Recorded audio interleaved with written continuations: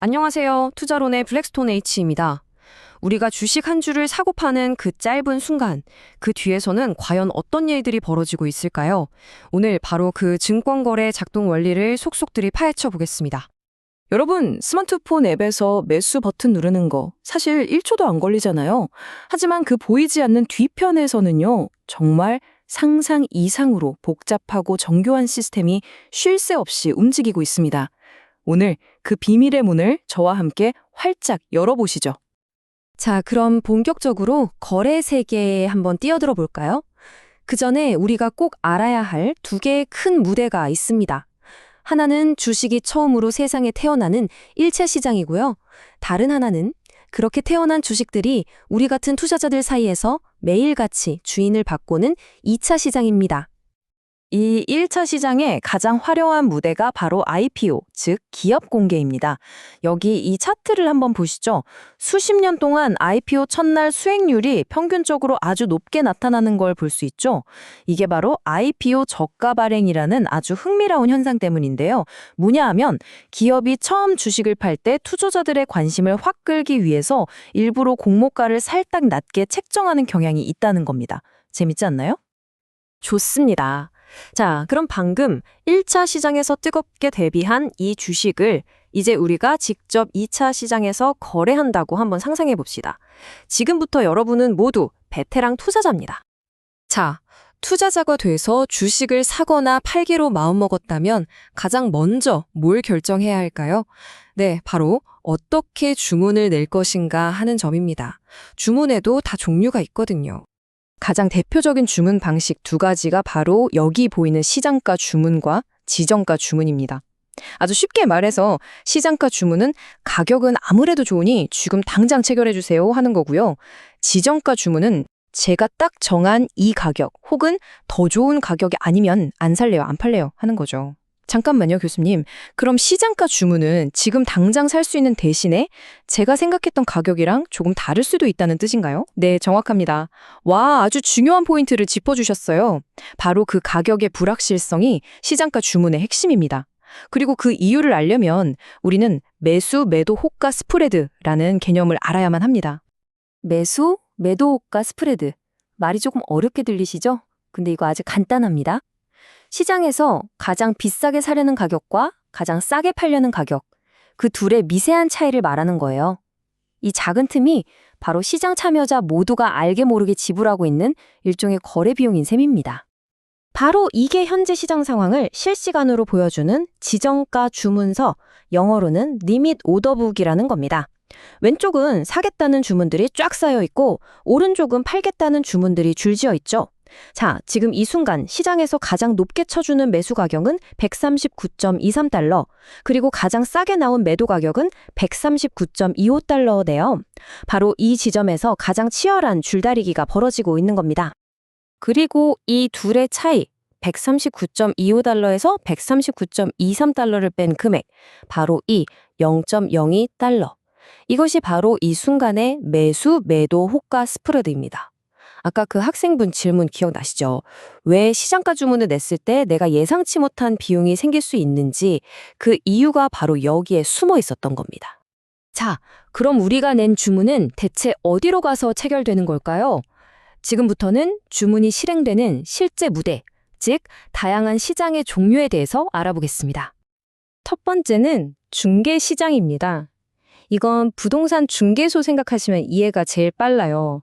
집을 사려는 사람과 팔려는 사람을 중개인이 딱 찾아내서 연결해 주잖아요.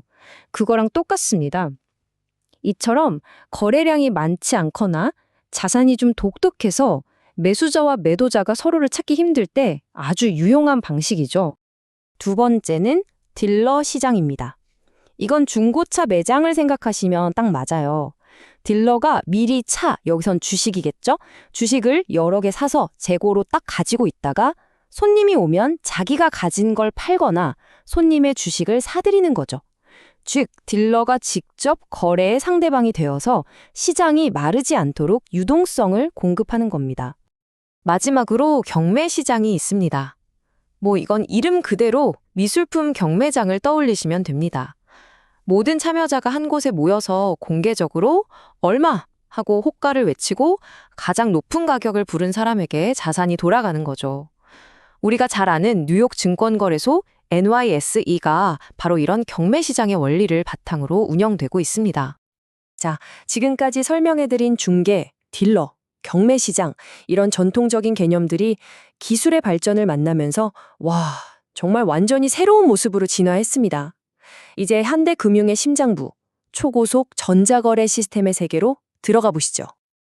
그 엄청난 변화를 가장 상징적으로 보여주는 예가 바로 나스닥입니다. 여기 타임라인을 한번 보세요. 1971년에는요, 그냥 딜러들의 호가를 모아서 보여주는, 단순한 정보 게시판에 불과했어요. 하지만 수십 년에 걸쳐서 진화를 거듭하더니 지금은 세계를 대표하는 완전한 전자증권 거래소가 된 거죠. 딜러 시장 모델이 기술과 만나서 어떻게 폭발적으로 성장할 수 있는지를 보여주는 교과서적인 사례라고 할 수 있습니다. 그리고 또 하나의 진짜 게임 체인저가 등장합니다.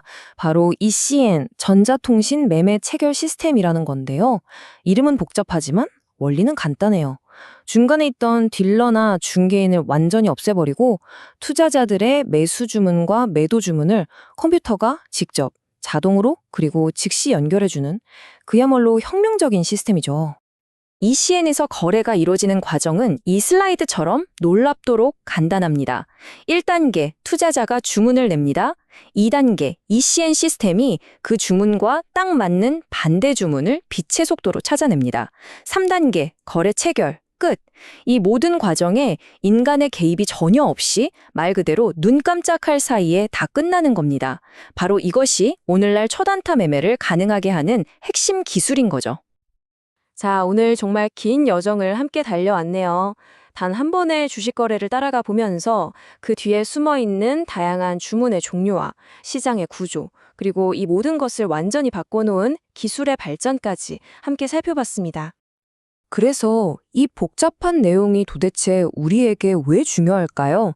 핵심은 딱 세 가지입니다. 첫째, 어떤 주문을 내느냐가 여러분의 돈과 직결됩니다. 시장가냐 지정가냐 이 선택 하나가 여러분의 수익률을 바꿀 수 있어요. 둘째, 시장의 구조가 거래 비용을 결정합니다. 내가 거래하는 시장이 어떤 원리로 돌아가는지 모르면 나도 모르는 새에 돈이 줄줄 셀 수 있다는 거죠. 마지막으로 기술 덕분에 거래는 편해졌지만 동시에 시장은 훨씬 더 복잡해졌습니다. 이 새로운 전쟁터의 규칙을 이해하는 사람만이 살아남을 수 있습니다. 마지막으로 미래에 대한 질문 하나를 던지면서 마무리하겠습니다. 만약에 인공지능이 인간을 뛰어넘어서 모든 거래를 결정하는 시대가 온다면 과연 우리 같은 개인 투자자에게 그것은 새로운 기회가 될까요? 아니면 거대한 위협이 될까요? 한번 깊이 생각해 볼 만한 질문인 것 같습니다. 지금까지 투자론의 블랙스톤 H였습니다. 고맙습니다.